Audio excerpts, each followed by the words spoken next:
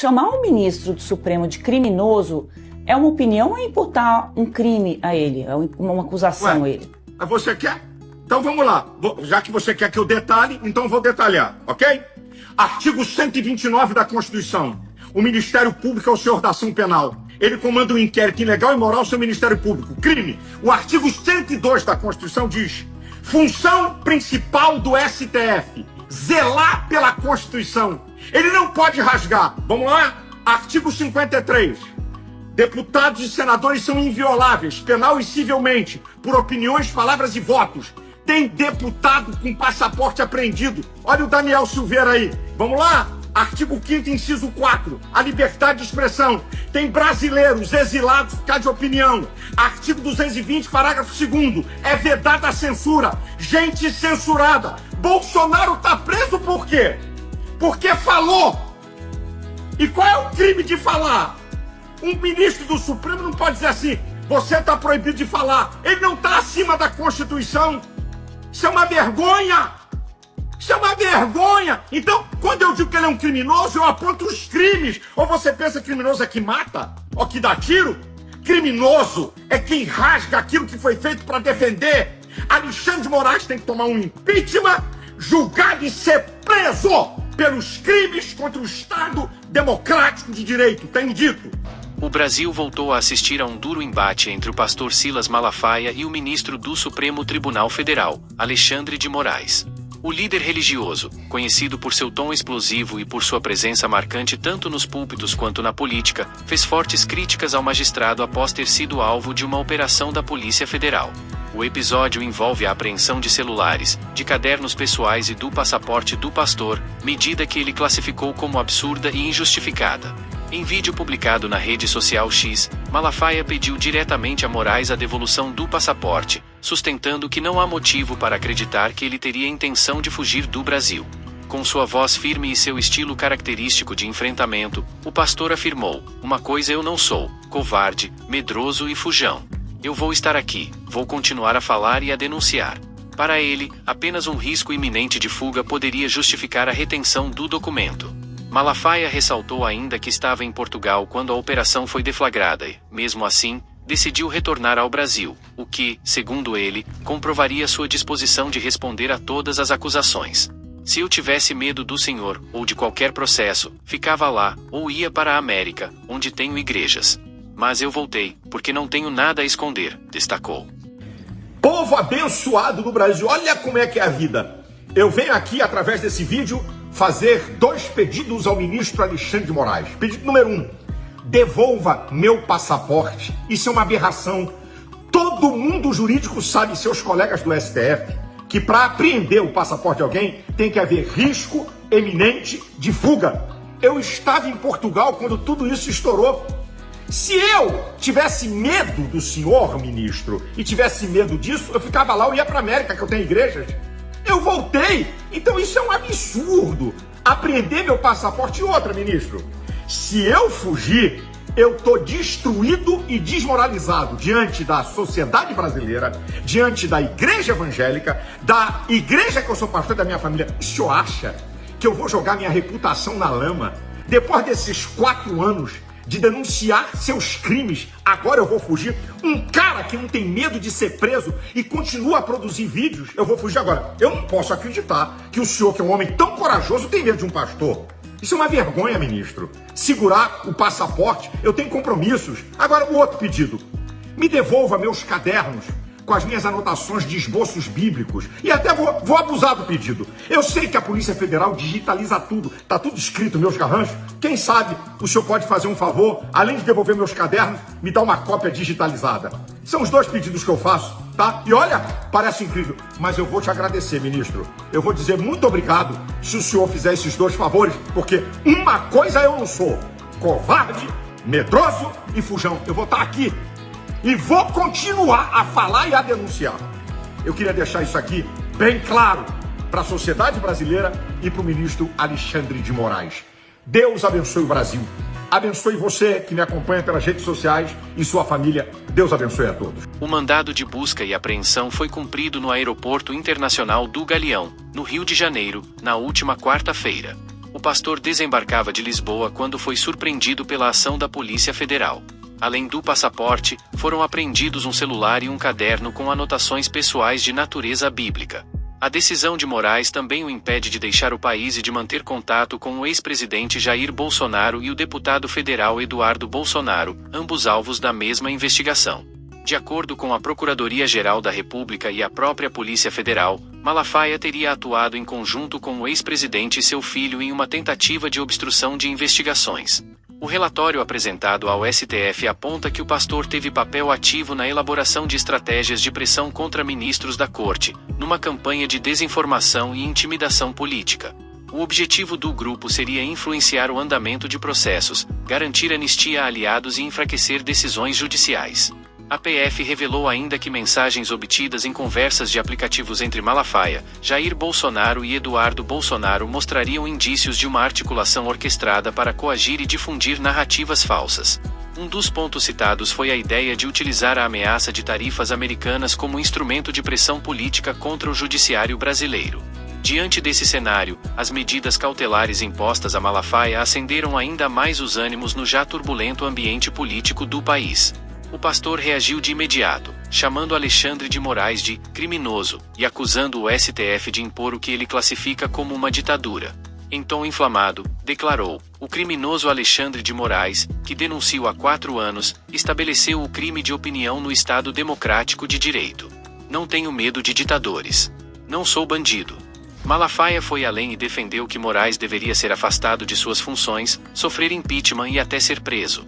Em um ataque direto a outros ministros, questionou: Senhor Barroso, presidente do STF, o senhor tem medo dele? Gilmar Mendes, o senhor tem medo dele?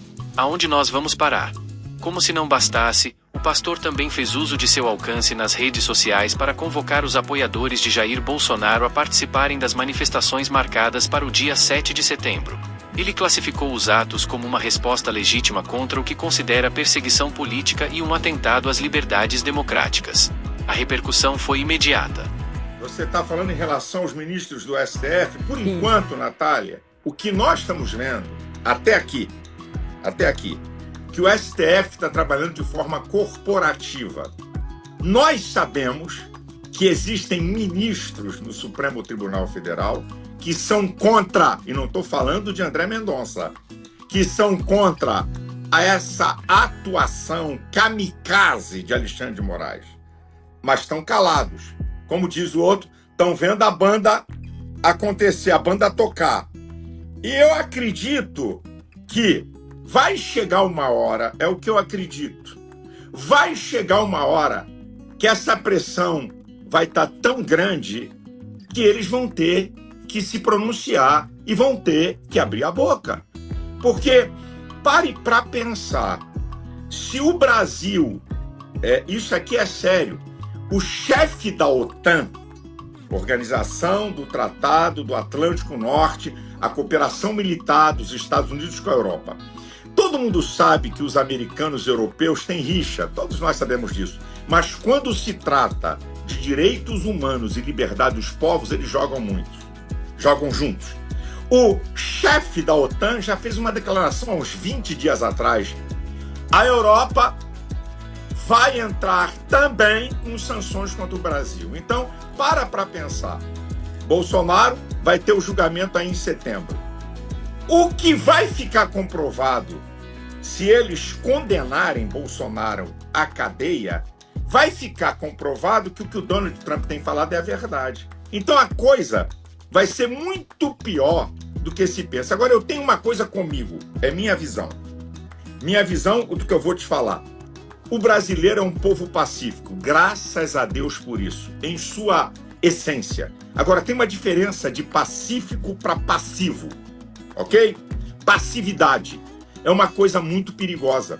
Ser pacífico, top. Então, o povo é o supremo poder. Segundo a Constituição, o poder emana do povo. Na hora, e eu espero que não aconteça, eu não sou daquele quanto pior, melhor. Eu não vibro com nenhuma sanção, nem contra Alexandre de Moraes, nem contra ninguém. Eu não tenho... opa, legal, vamos arrebentar esse cara. Não. A minha discussão é no campo de ideias, e não no campo de maldade contra pessoas. Mas Eu estou fazendo aqui uma conjectura. Vamos lá. Esses caras vão julgar e prender Bolsonaro. Vão condená-lo. O que pode vir sobre o Brasil? Aí vai chegar, ainda não chegou. Porque o povo brasileiro só se movimenta na hora que chegar no bolso dele. Na hora que a coisa apertar, aí se movimenta. E quando um povo se levanta, não tem Senado, não tem Câmara de Deputados, não tem Executivo, não tem Judiciário. Todos se dobram, porque o povo é soberano. Então, falar do que pode acontecer, eu vou me antecipar. Eu só posso olhar o panorama e dizer: a coisa não vai ser fácil para o Brasil, na minha opinião, e eu gostaria que o nosso país... Gente, para pensar, há poucos anos atrás, ninguém tinha medo de falar. Hoje as pessoas estão com medo de falar. Que democracia é essa que as pessoas têm medo de falar? E outra, você não pode antecipar o que alguém pode ou não falar. Você pode julgar depois que a pessoa fala. E segundo as leis brasileiras, tem crime de injúria, calúnia e difamação para quem ultrapassar o seu limite de liberdade de expressão. Enquanto aliados e apoiadores reforçam a narrativa de que o pastor está sendo vítima de um cerco político e religioso, críticos lembram que a investigação se baseia em indícios concretos, com mensagens e evidências coletadas pela PF que apontam para a tentativa de obstrução da justiça. Em nota oficial, a defesa de Malafaia se manifestou, classificando as ações como arbitrárias, desproporcionais e abusivas. Os advogados alegam que a equipe jurídica sequer teve acesso à íntegra dos autos da investigação, o que configuraria, segundo eles, violação ao direito constitucional da ampla defesa e do contraditório. Transformar opiniões legítimas em suspeitas de crime, isto sim, é atentado contra a democracia e a liberdade religiosa. Opinião não é crime, e cobrar governantes faz parte da vida democrática, diz o comunicado. Os advogados também argumentam que as mensagens apresentadas pela PF foram retiradas de contexto. Para a defesa, Malafaia apenas exerceu seu direito constitucional à liberdade de expressão quando cobrou Jair Bolsonaro a se posicionar diante de tarifas impostas pelos Estados Unidos. Com mais de 40 anos de vida pública, o pastor Silas Malafaia sempre se pautou pela transparência, coerência e defesa intransigente do Brasil, reforça o documento. Esse novo capítulo reacende a já conhecida tensão entre o Supremo Tribunal Federal e setores do bolsonarismo. Moraes, que já vinha sendo alvo de ataques de apoiadores do ex-presidente, se vê novamente no centro de uma disputa de narrativas. De um lado, a justiça defende a necessidade de medidas duras para impedir a manipulação da opinião pública e a obstrução de investigações. Do outro, líderes religiosos e políticos afirmam estar diante de uma perseguição orquestrada contra opositores do atual sistema de poder. No meio desse embate, a figura de Malafaia se agiganta mais uma vez. Polêmico, combativo e dono de uma trajetória de décadas na liderança evangélica, ele reafirma que não vai recuar. Eu não sou fujão, não sou covarde, não sou medroso. Vou continuar a falar e a denunciar. Não tenho medo de ditadores, insiste. A questão agora é, até onde esse embate pode chegar? A convocação para manifestações no 7 de setembro coloca mais lenha na fogueira, e a participação de figuras próximas ao ex-presidente Bolsonaro promete ampliar a tensão. A cada passo, cresce a pressão sobre o Supremo, sobre a Polícia Federal e sobre os próprios investigados. O caso Malafaia expõe, mais uma vez, a fragilidade do cenário político brasileiro, marcado por disputas intensas, judicialização da política e polarização radical.